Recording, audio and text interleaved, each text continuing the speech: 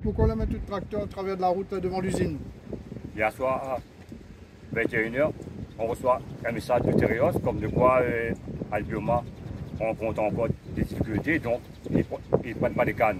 Par contre, normalement, la prestation était ouverte ce matin, et Bois-Rouge par rapport à lundi, ils ont ouvert sur Sainte-Rose, hier sur Beaufort. On pensait que Tereos au moins aurait fait un geste, au moins prendre les cannes sur la prestation aujourd'hui, au moins livrer sur le Gaulle. Mais maintenant, ils envoient un message, ils n'ont rien fait des planteurs, mais maintenant nous sommes à un point de non-retour. Je dis depuis un mois que par rapport à la centrale est en panne, qu'on ne finira pas la campagne sucrière. Les autres syndicats majoritaires ont bien dit depuis le 5 juillet que de toute façon les cannes c'est pas encore en maturité, c'est pas grand. Mais là, j'aimerais entendre le président de chambre, le président du CPCS, pour voir si les cannes sont pas encore à maturité. Maintenant, dans l'Est, la coupe manuelle, c'est encore à près de 50-55%. Il y a environ dans l'Est, par terre, je parle, environ 35-40 000 tonnes de cannes qui sont coupées à la main. Mais quand est-ce qu'on va faire rentrer ces cannes? Il faut arrêter de tourner en rond, de faire des réunions au CPCS. La semaine dernière, j'étais en préfecture avec monsieur le préfet. C'est un gars très sympathique, hein, mais très diplomate aussi. Maintenant, les réunions en CMU qui tournent en rond avec la majorité qui est complaisant avec Tereos, la majorité qui ont de la compassion pour Albioma. Moi, mon métier c'est la canne. Je coupe mes cannes manuellement comme encore 50% des planteurs. Si M. Thibault peut me dire, signer ce papier qui prend la garantie de prendre toutes mes cannes, signer ce papier, j'aimerais que Albioma crée une provision pour les planteurs pour les 5 semaines de retard. Mais arrêtez avec les CMU pour faire endormir le peuple. Là, non. C'est quoi les conséquences justement pour les planteurs là en ce moment? Les conséquences, c'est que ce que je dis depuis un mois, les cannes vont rester au pied. Et quand Tereos et l'État parlent de plan de relance, selon moi, c'est le champ des signes. Et le pouvoir politique ne croit plus à la canne depuis 20 ans. Mais moi, personnellement, je crois toujours à la canne. C'est vrai, je veux faire un parallèle. Moi, je suis le missile, mais il me manque des sous-munitions.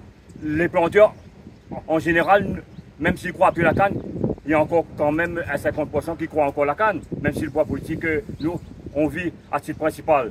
Qui me donne des garanties que mes cannes vont être livrées? Qui? Là, pour vous, dans l'immédiat, il y a un engagement qui a été pris de livrer des cannes, de réceptionner des cannes aujourd'hui et demain. Oui, il doit être tenu.